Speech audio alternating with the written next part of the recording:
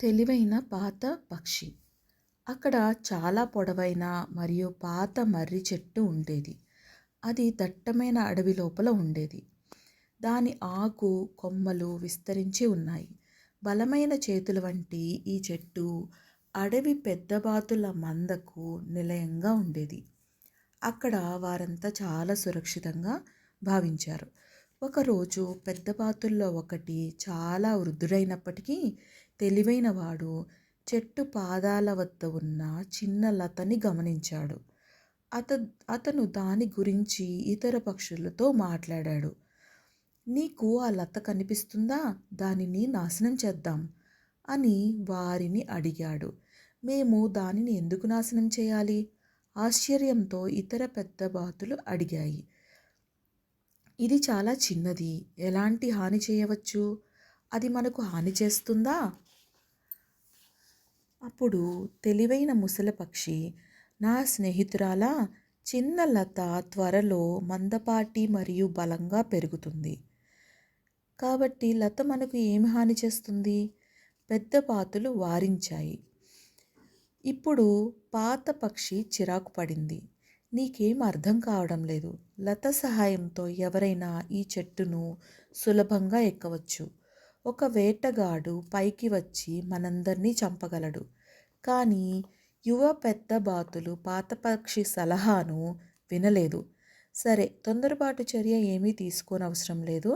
లత ఇప్పుడు నాశనం చేయలేనంత చిన్నది.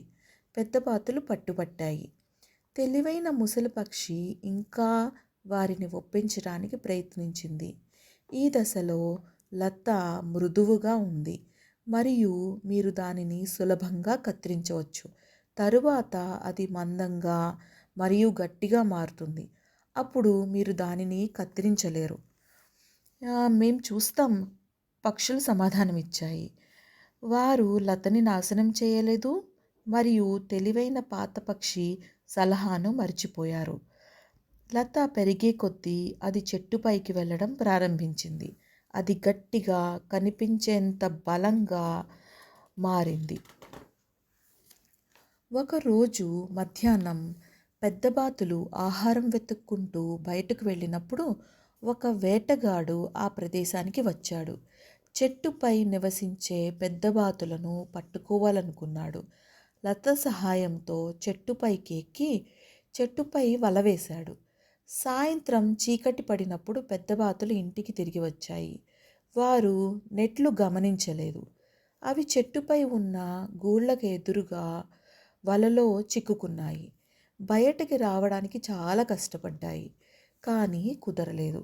సహాయం, సహాయం, మేం పట్టుబడ్డాము, పెద్ద బాతులు అరిచాయి. ఇప్పుడు గొడవ చేయకు, తెలివైన ముసలి పక్షి తిట్టింది. రేపు వేటగాడు తిరిగి వచ్చినప్పుడు మనందరినీ చంపుతాడు.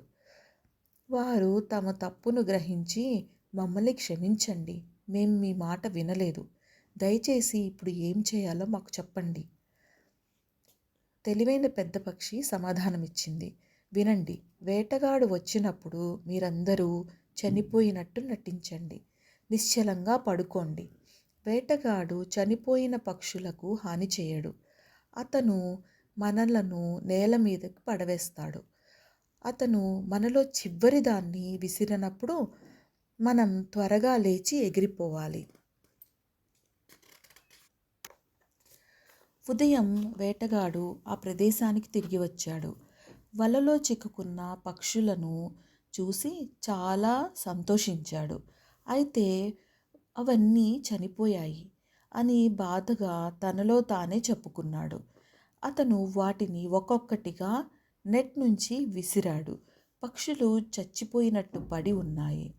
అతను నెట్లో నుంచి చివరి పక్షిని తీసి నేలపై విసిరాడు. పక్షులన్నీ రెక్కలు విప్పడం ప్రారంభించడం చూసి ఆశ్చర్యపోయాడు. కొద్దిసేపటికే అవన్నీ ఆకాశంలోకి ఎగిరిపోయాయి. కాబట్టి వారందరూ రక్షించబడ్డారు. నీతి ఏమిటంటే, పెద్దల సలహాను వినడం ఎల్లప్పుడూ విలువైనది.